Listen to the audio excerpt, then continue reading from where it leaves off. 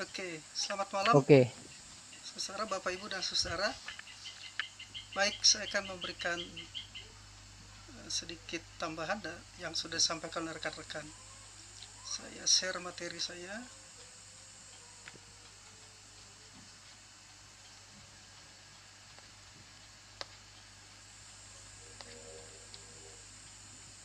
Windows.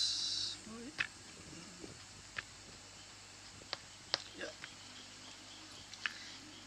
ini kelihatan ya? kelihatan. Oke. Bagus. Jadi saya berikan judulnya respon atas ajaran Tritunggal terpisah Senteliao, khusus pada analisis teologis atas teks Kejadian 1 ayat 2, kemudian 1 Yohanes 5 ayat sampai 8. Tadi sudah disinggung tentang kritik teksnya, tentang ayat itu di Yohanes 1 Yohanes 5 ayat 7 sampai 8 oleh Bung James Lola. Ya. Nah, saya ingin tegaskan dulu di opening statement saya, Trinitas bukan sekedar dogma ortodoks yang diberi persetujuan dalam konsili-konsili resmi gereja. Tetapi yang terpenting, ini doktrin ini muncul dari dalam Alkitab. Konsep ajaran yang Sorry. diwakili, Pak, saya mungkin ya, bisa klik ikon yang di bawah Pak supaya terlihat besar yang tulisannya. ini ya, Ya, oke, sip. oke ya, Ya, kebaca deh ya. Oke. ya. Jadi konsep ajaran ini konsep ajaran diwakili oleh kata Trinitas ini ada dan bersumber dalam Alkitab. Itu yang penting. Nah, hanya bagaimana menafsirkan ayat-ayat tertentu, nah itu yang membedakan kita nanti dengan Swentoliau ya.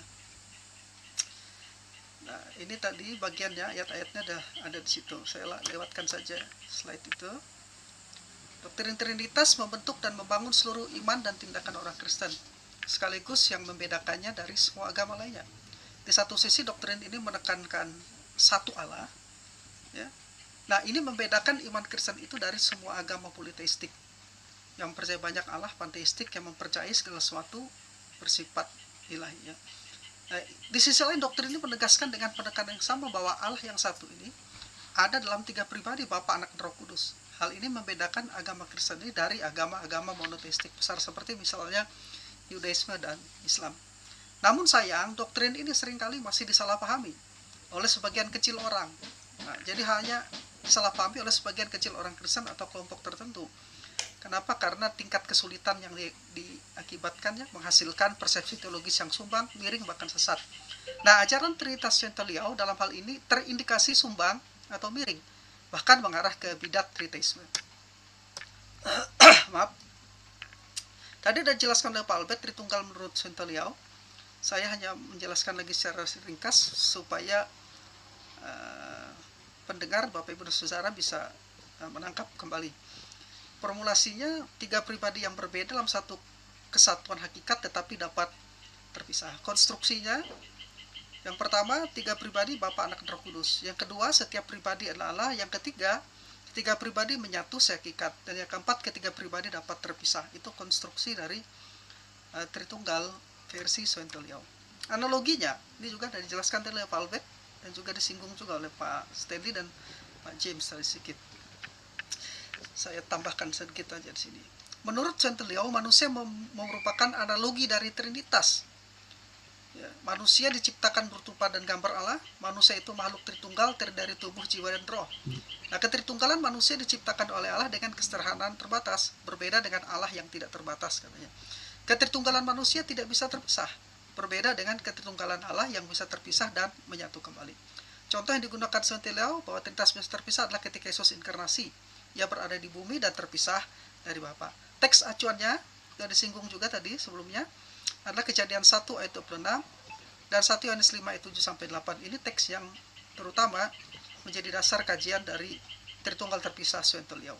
Dan teks-teks lainnya tadi yang sudah dipaparkan oleh Pak Albert Romampuk.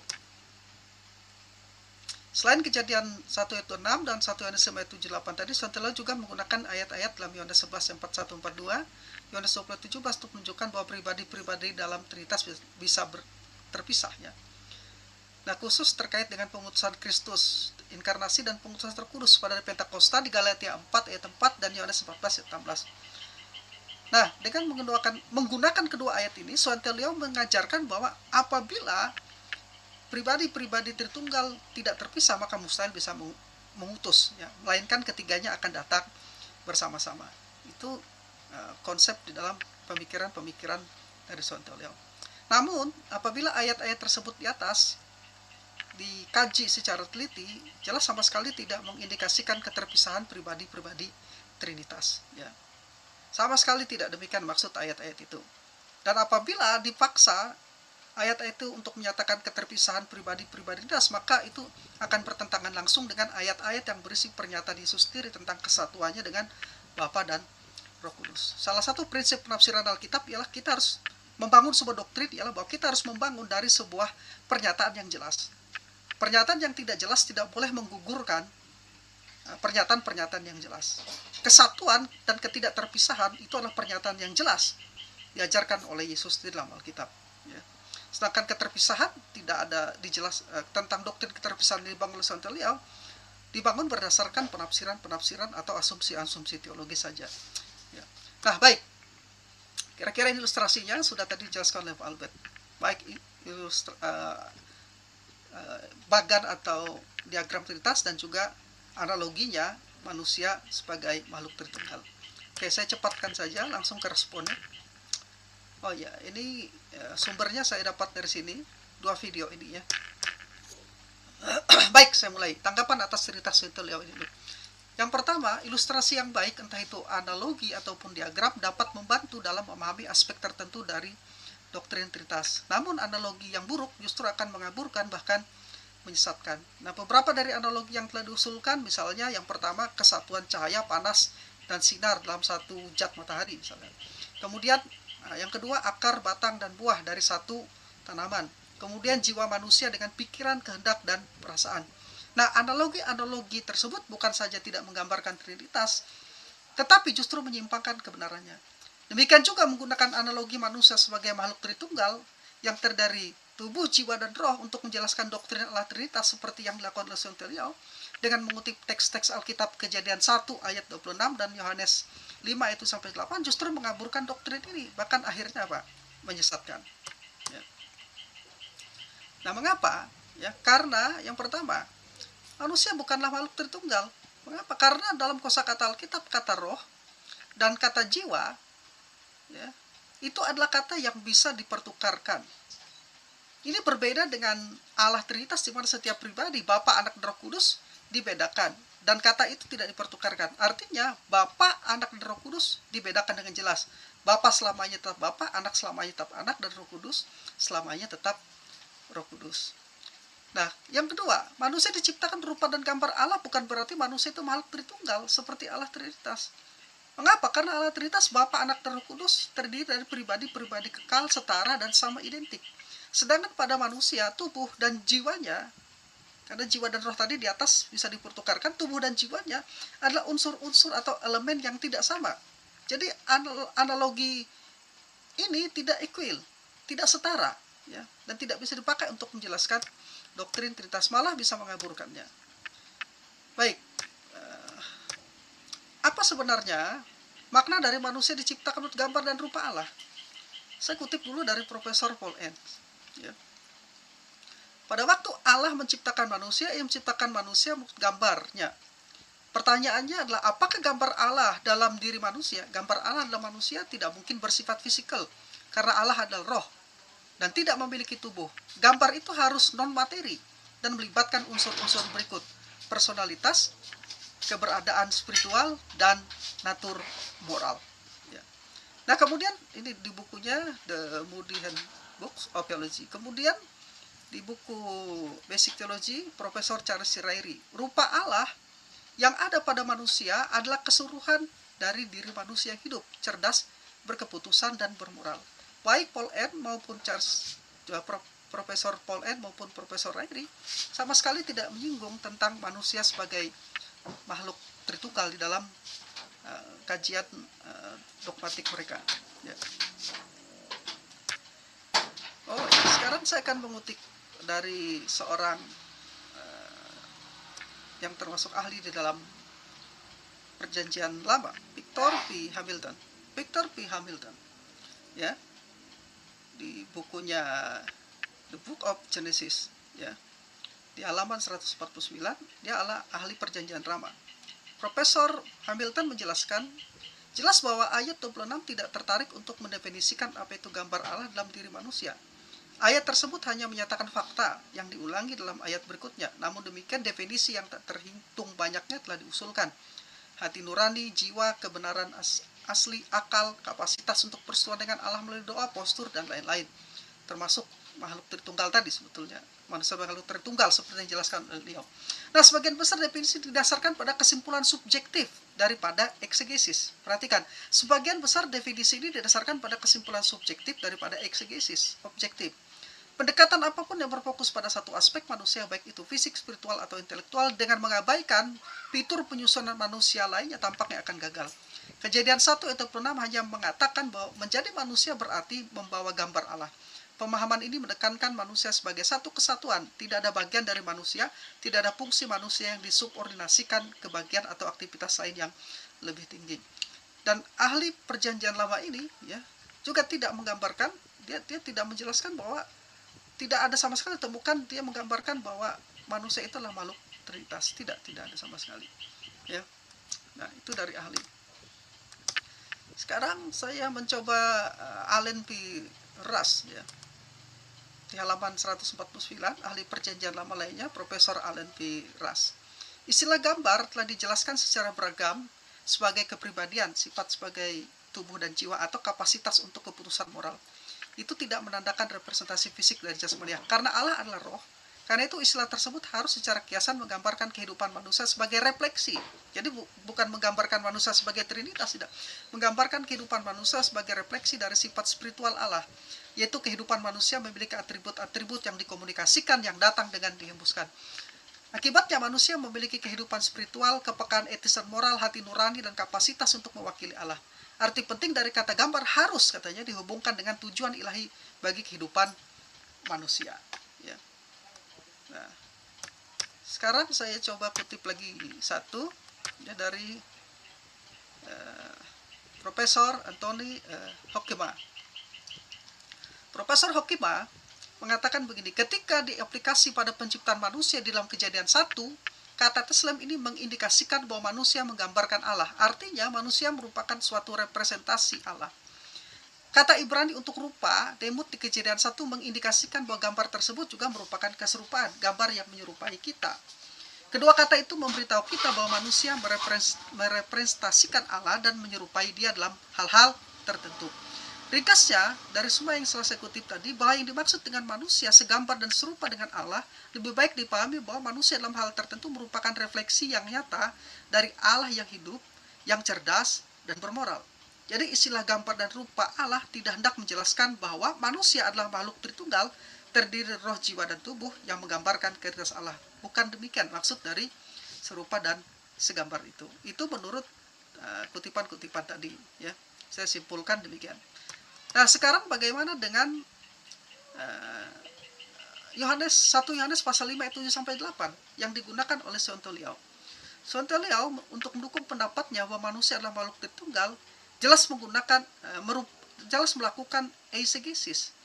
Artinya dia memasukkan ide dan pendapat pribadi ke dalam teks dan merupakan tafsir yang out of context, keluar dari konteks. Di dalam 1 Yohanes pasal yang ke-5 ayat 7 dan 8, di sana dikatakan sebab ada 3 yang memberi kesaksian di dalam surga. Perhatikan yang saya bold di dalam kurung siku, sudah dijelaskan oleh Bung James Lola tadi. Itu tidak ada dalam teks manuskrip awal. Di dalam sebab ada 3 yang memberi kesaksian di dalam surga, Bapa, Firman, dan Roh Kudus, dan ketiganya adalah satu. Dan ada 3 yang memberi kesaksian di bumi, roh dan air dan darah, dan ketiganya adalah satu.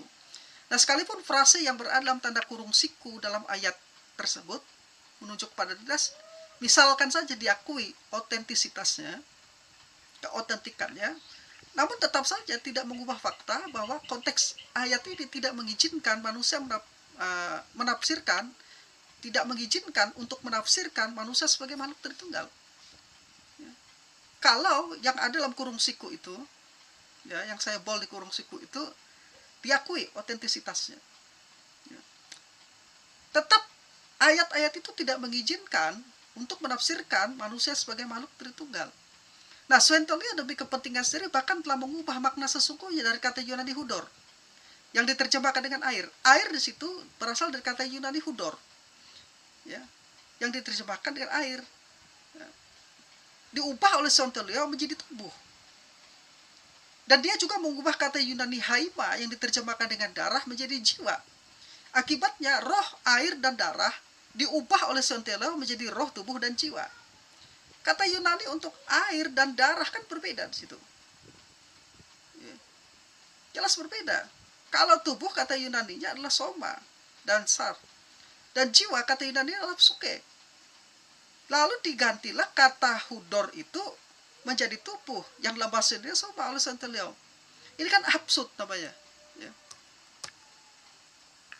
Saya lanjutkan. Bukan hanya itu, Suentolia juga dengan lancangnya, mohon maaf, Suentolia kalau mendengar ini atau mengikutnya, memang agak lancang Suentolia ini. Dia tidak hanya mengubah makna dari kata air dan darah itu menjadi tubuh dan jiwa, juga lancang sekali dengan mengubah kata Yunani itu pneuma yang jelas-jelas menunjuk kepada pribadi Roh Kudus, the Spirit, ya, baik dalam naskah aslinya dan juga di dalam teks-teks Alkitab seperti terjemahan dari RSP dan KJP, ya. Digantinya pneuma yang menunjuk pada Roh Kudus dengan roh manusia. Ini absurd, ini konyol. Nah, jadi permasalahan dalam ayat ini bukan pada doktrin Trinitas seperti yang disampaikan oleh James Lola tadi, Bung James Lola tadi. Doktrin Trinitas, ketika membangun doktrin Trinitas, bapak-bapak gereja tidak mengutip ayat-ayat di dalam 1 Yohanes ini. Tidak ada kontroversi terhadap ayat ini terkait dengan doktrin Trinitas, tidak ada sama sekali. Ya. Nah, jadi sebenarnya teks ini, permasalahan pada teks ini pada otentisitas teksnya, bukan pada doktrin Trinitas. Dan yang kedua, permasalahannya pada penafsiran eisegesis Suentolia yang menyatakan bahwa di dalam ayat itu manusia disebut sebagai makhluk Tritunggal. Itu eisegesis. Dan sekali lagi ini konyol. Nah, apa yang dilakukan oleh Suentolia tersebut bukan sekedar kesalahan eksegesis yang disebut dengan istilah eisegesis tadi, tetapi juga merupakan manipulasi jika tidak dikatakan sebagai pemerkosaan terhadap teks Alkitab. Ya, itu cukup kasar kalau saya mengatakan Suentolia telah memperkosa teks Alkitab, ya, sehingga mengubah maknanya, memaksa kehendaknya sendiri. Nah, ayat Alkitab yang seharusnya berkenaan Roh Kudus, air dan darah menjadi saksi tentang keilahian Yesus, anak Allah saat inkarnasinya di bumi, telah diubah oleh Suentolia menjadi roh, tubuh, dan jiwa manusia sebagai Tritunggal. Seharusnya kan ayat itu maknanya, ya, bahwa Roh Kudus, air dan darah menjadi saksi sepakat tentang keilahian Yesus, anak Allah saat inkarnasinya di bumi, diubah, tiba-tiba diubah oleh Suentolia maknanya menjadi roh manusia sebagai makhluk Tritunggal, terdiri roh, tubuh, dan jiwa. Ya, sekali lagi itu konyol, itu absurd. Ya. Nah, ingat ini, saya mengingatkan kepada kita, satu kalimat yang diambil dari Alkitab bukan firman Allah apabila kalimat itu ditempatkan pada konteks yang mengubah makna dari maksud Allah. Walaupun di dalam kedua videonya Suentolia menjelaskan, saya baca Alkitab dari Kejadian sampai Wahyu, saya ketemu Bapak. Saya baca Alkitab lagi dari Kejadian sampai Kitab Wahyu, bolak-balik saya ketemu Anak. Saya baca lagi dari Kejadian sampai Wahyu, saya ketemu Roh Kudus. Bolak-balik baca Alkitab tidak menjamin orang bisa menafsir dengan tepat. Dan Suentolia adalah contoh orang yang salah menafsirkan 1 Yohanes pasal 5 ayat yang 7 dan 8 ini. Dan ini berarti ketika mengubah makna, ketika mengubah firman Tuhan, kalimat itu tidak ditempatkan pada konteksnya, mengubah makna dari maksud alam konteks yang sesungguhnya, maka itu bukan lagi firman Allah. Itu berarti penafsiran diri sendiri. Itu berarti asumsi kehendak diri sendiri. Inilah yang telah dilakukan oleh Suentolia ketika ia menafsirkan manusia sebagai makhluk Tritunggal. Padahal dia berulang-ulang, kita kembali kepada kebenaran Alkitab. Kita kembali kepada, kita back to the Bible. Tapi back to the Bible itu sebetulnya apa? Apakah menafsirkan di luar dari konteks itu bisa dikatakan back to the Bible walaupun menggunakan ayat Alkitab yang sama, tapi ternyata kan hasilnya beda. Jadi orang-orang yang menggunakan ayat Alkitab bisa saja menghasilkan bidat. Dan bidat-bidat juga menggunakan ayat Alkitab. Jadi Suentolia kalau Anda mengatakan back to the Bible, maksud back to the Bible itu apa? Dalam hal ini 1 Yohanes 5 ayat 7-8 ada absurd. Suentolia dalam hal ini konyol sama sekali. Dia tidak menyampaikan firman Allah karena mengubah makna dari maksud Allah di dalam konteks tersebut. Ya, ia telah mengubah makna yang jelas dari teks tersebut menjadi kapur sesuai dengan kehendaknya sendiri.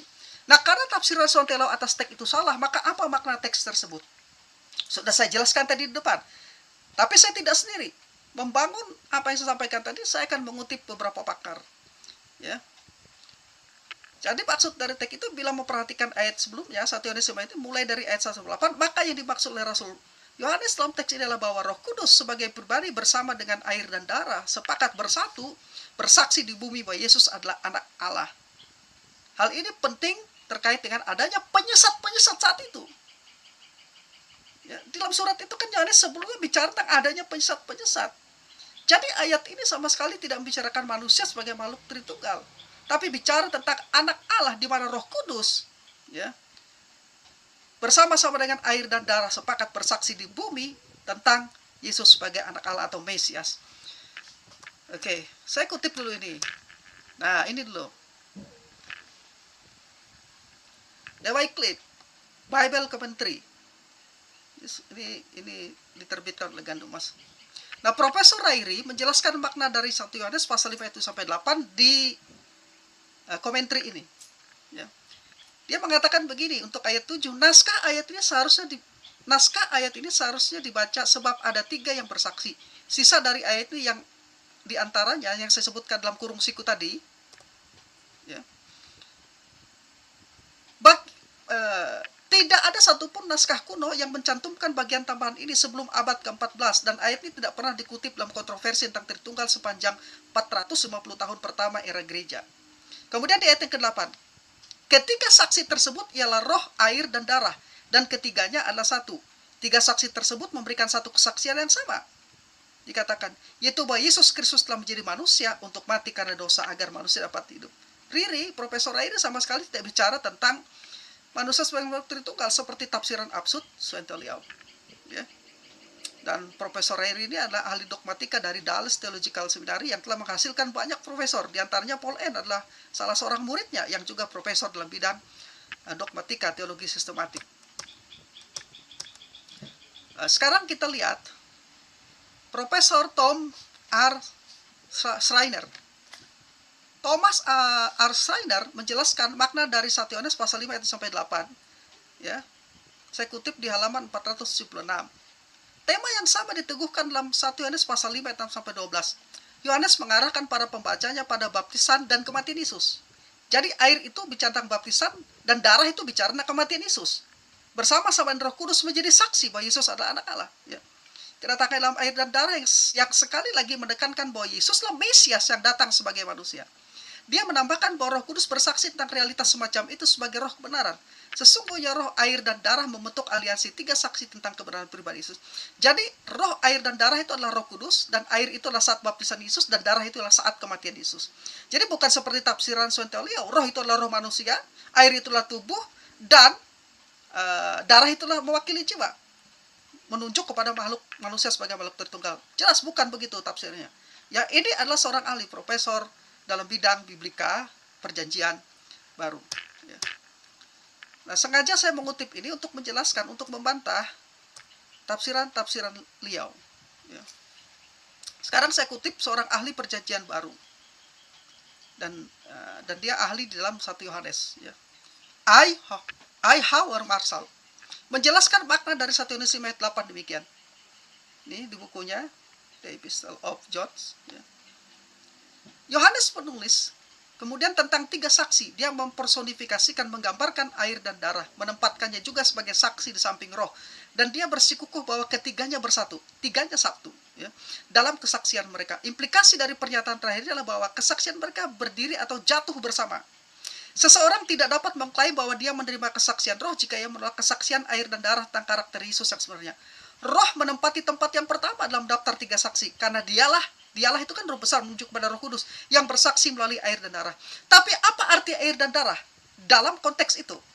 Jawaban dari Profesor Marshall, ya, ahli dalam surat Yohanes ini, ya, yaitu menunjuk kepada air baptisan Yesus dan darah yang tercurah pada saat kematiannya. Ya, itu penafsirannya. Dan ini adalah seorang pakar, seorang ahli perjanjian baru, khususnya dia menulis kitab surat 1 Yohanes. Ya. Ini saya kutip lagi satu lagi, ya. Profesor si Marvin Pate, ya.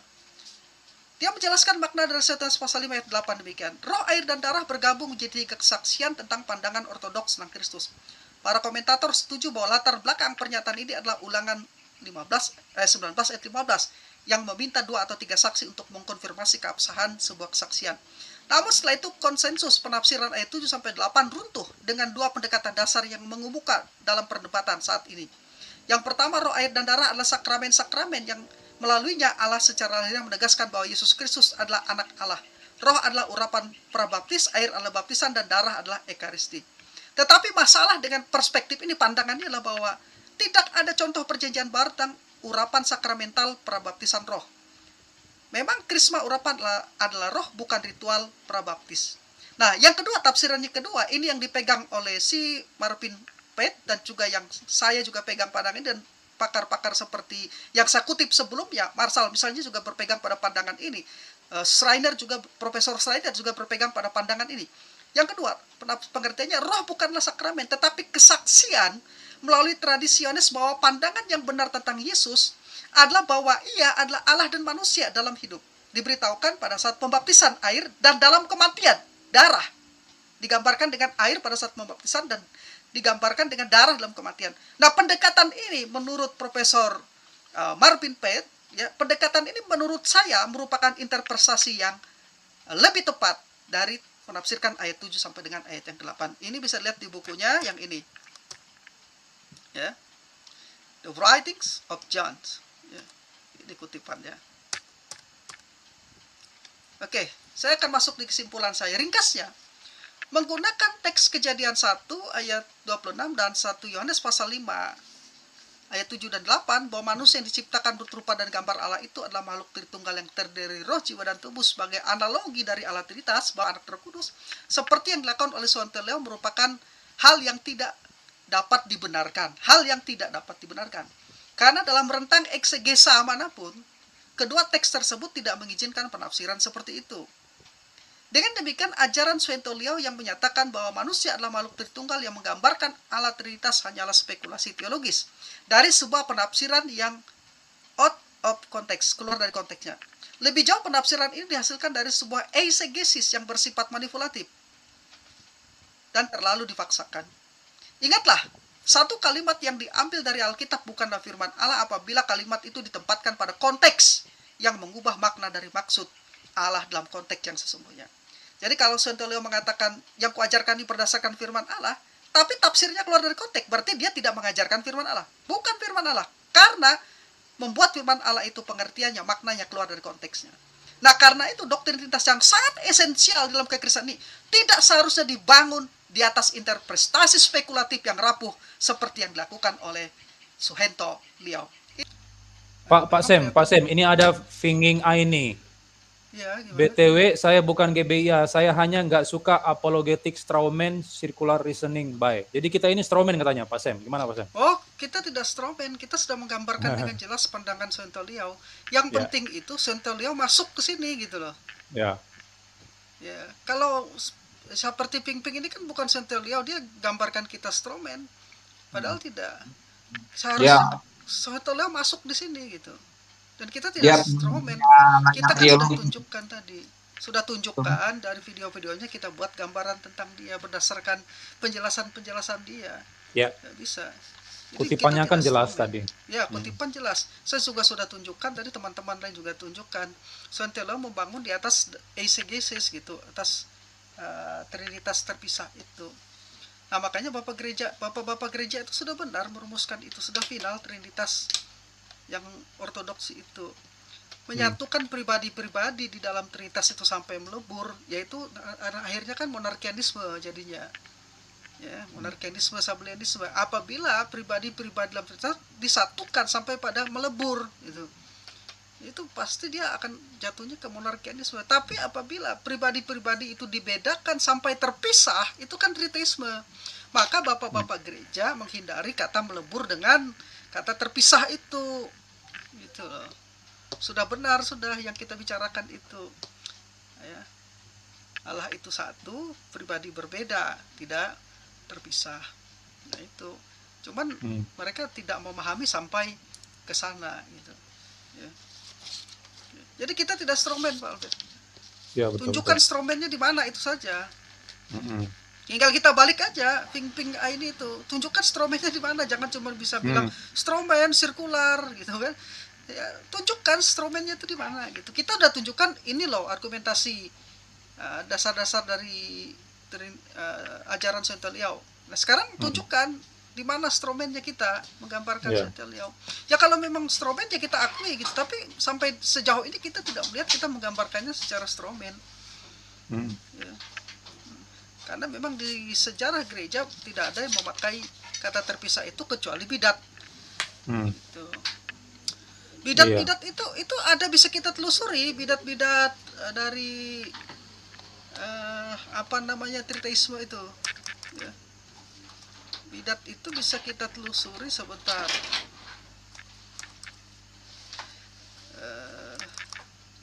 Sampai ke ini. Ya, tapi sebentar loh. Iya. Ya. Nah, di dalam sejarah gitu ya, triteisme itu kan pertama-tama dipelopori oleh John Arcunages dan John Philoponus, ya, yang mengajarkan ada 3 Allah dan ketiganya berhubungan dan asosiasi yang bebas.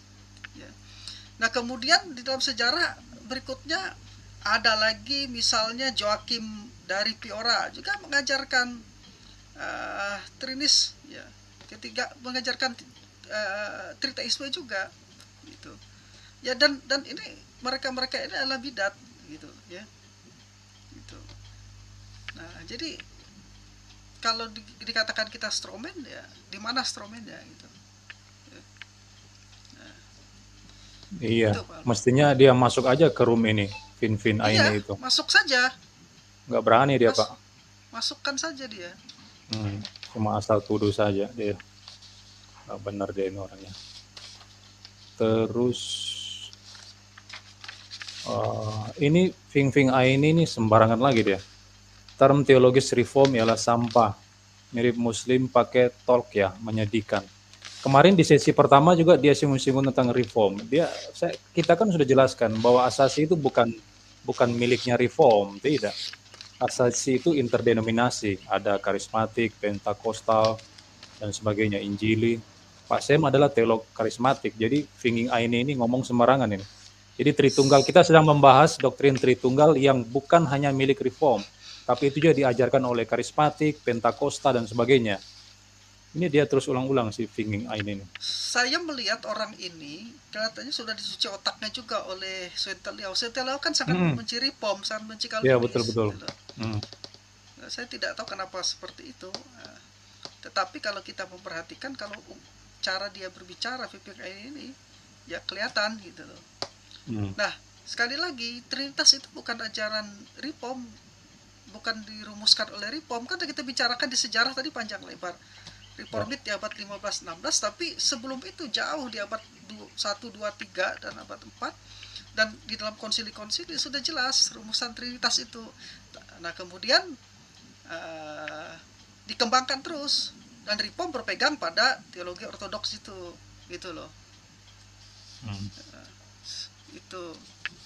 Jadi salah dia kalau menjelaskan, menghubungkan Trinitas dengan teologi reform saja, tidak. Trinitas itu ajaran bapak-bapak gereja. Ya. Jadi Katolik juga berpegang pada Trinitas itu, Protestan, Ortodoks, ya kemudian ya termasuk reform juga berpegang pada ajaran Trinitas itu. Ya.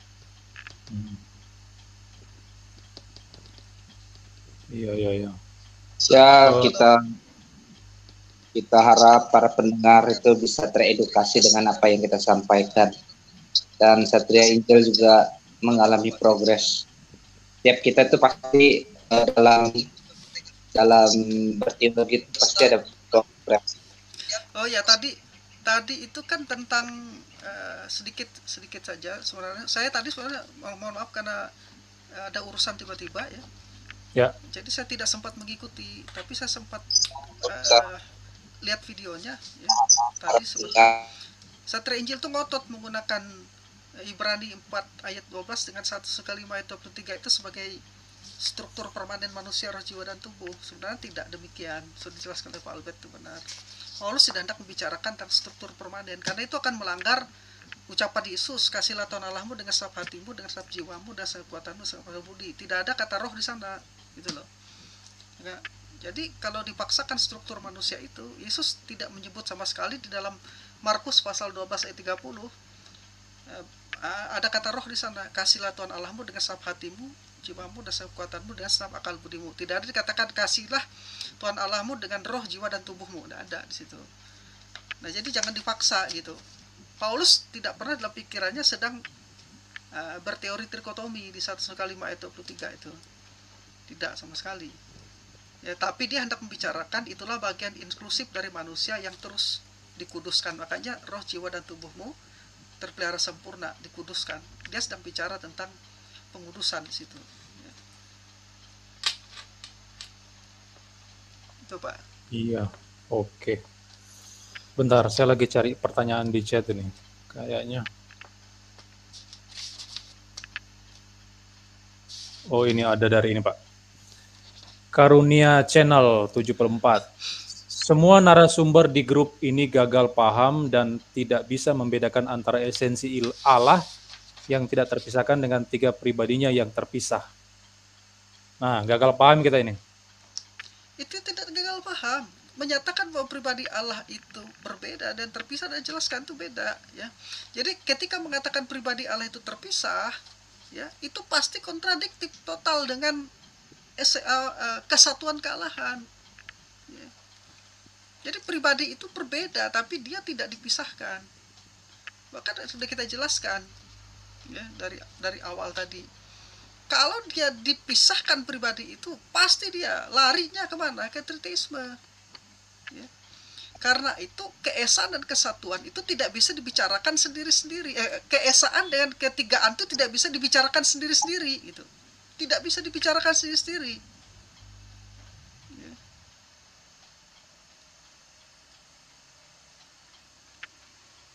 Ya. Rasa dia itu yang tidak mengerti itu. Kalau esensi Allah ya memang bukan topiknya soal perbedaan dan keterpisahan, bukan. Tapi kalau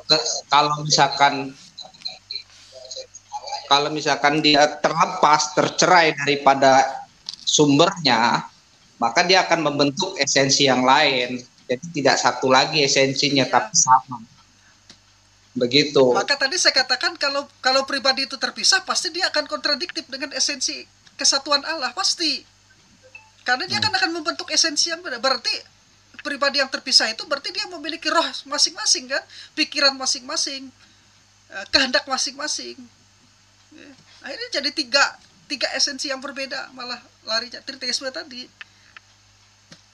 Makanya bapak-bapak gereja itu sudah merumuskan dengan kata-kata yang tepat, dengan sangat hati-hati, begitu. Sudah tepat, ya, berbeda tapi tidak terpisahkan. Ya, itu sudah tepat, sudah sangat hati-hati. Kita patut bersyukur dari bapak-bapak gereja yang sudah merumuskan dengan baik ini. Hanya orang-orang separatis seperti ini, saya anggap separatis, berusaha untuk menggoyahkan ajaran Tritunggal yang sudah diwariskan oleh bapak-bapak gereja. Mereka separatis namanya, ya, separatis. Ya, sudah jelas kok. Dikatakan sempalan itu, ya. Kita sudah jelaskan tadi. Grup Senteliau ini bisa dikatakan sempalan, ya. Dia tidak bisa berteman dengan denominasi lain. Sempalan memang begitu, bidat memang begitu, merasa benar sendiri, semua yang lain salah. Ternyata ketika menafsir Alkitab kosong, tong kosong nyaring bunyinya. Tadi sudah saya tunjukkan tuh, di tafsiran terhadap 1 Yohanes tadi sudah saya tunjukkan, eisegesis jelas sekali, mengubah makna.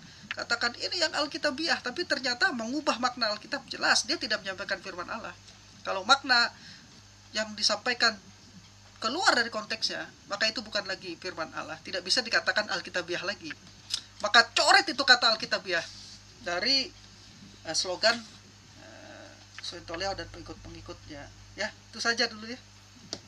Oke, ini Karunia Channel 74. Ajak debat terbuka aja dengan Pak Suhento Liau dari salah satu narasumber di grup ini. Berani tidak?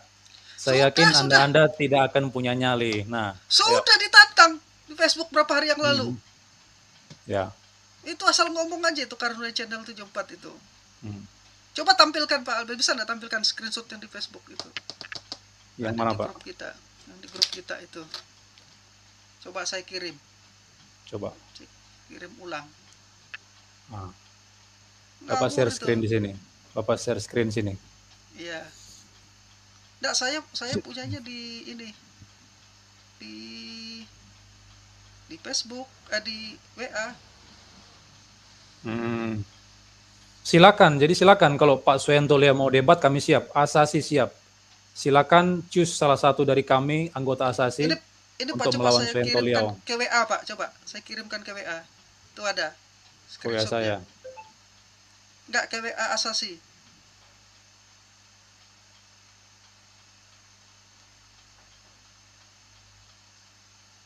Oh. Ini Itu gimana screenshot. caranya masukin? Nah itu dia. Saya juga di WA soalnya.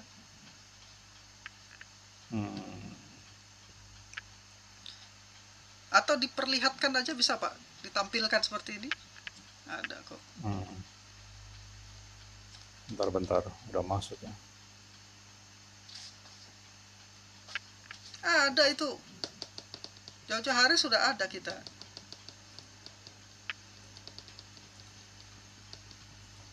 Bentar Pak. Suhento Liao yang gak berani gitu.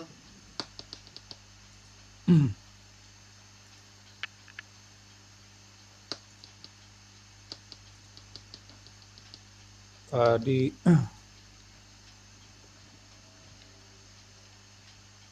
mana tadi ya?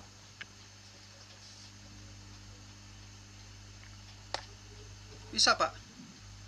Bentar, saya cari dulu.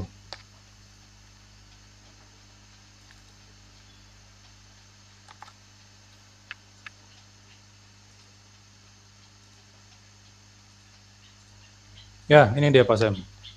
Coba. Kelihatan enggak? Iya, kelihatan itu. Kan Bentar, sudah saya kita besarkan. beri tantangan. Saya besarkan dulu ya. Oh. Itu kan di Facebook itu. Itu 4 menit yang lalu, karena saya balasnya kan waktu itu screenshotnya. Bukan 4 menit yang lalu, sudah dari kemarin kalau salah. Jadi Pak Samuel sudah mengajukan tantangan itu kepada Dede Wijaya. Lebih baik dari awal ini buat saja debat Tritunggal terpisah, Suhento Liao versus Tritunggal Ortodoks dari Asasi. Nah, Asasi. jangan bilang Asasi pengecut, penakut, enggak lah. Nah, itu. Dede Wijaya jangan mengalihkan isu dulu untuk sementara ini. Kita masih bereskan Tritunggal terpisah, Suhento Liao. Pak Deki Nggadas bisa mewakili Asasi karena beliau pembina Asasi. Nah ini. Jadi Asasi sudah standby lah, sudah siap. Kapanpun mau diajak debat dengan Suhento Liao, kami siap. Ayo, mau ngomong apa itu Karunia Channel 74 itu? Orang sudah di media sosial, di Facebook sudah dikasih tahu kok. Diundang itu Dede Wijaya itu kan murid langsung dari Suhento Liao. Mungkin angkatan pertama mungkin dia. Atau angkatan kedua, saya tidak kurang tahu. Sebetulnya begini Pak Sam, kalau menurut saya di antara ketiga Liao itu, yang the best itu adalah Stephen Liao kayaknya itu. Kalau Pak Suhento Liao cuma lucu-lucuan aja dia itu. Tidak masalah Pak, cuman yang berkoar-koar itu kan masalahnya Pak Suhento Liao gitu. Yang berkoar-koar itu kan terpisah, bukan Stephen Liao, bukan Endro Liao, gitu loh. Iya, tapi Pak Suhento Liao nggak berani debat Pak, dia nggak mau itu. Tapi Karunia Channel 74 tadi kan bilang kita yang tidak berani, Asasi tidak berani katanya. Jadi dia kan memutarbalikkan fakta itu. Channel Karunia Channel ini memutarbalikkan fakta gitu. Ya kan? Yang tidak berani justru Suhento Liao, bukan kita. Nah, itu faktanya kan itu.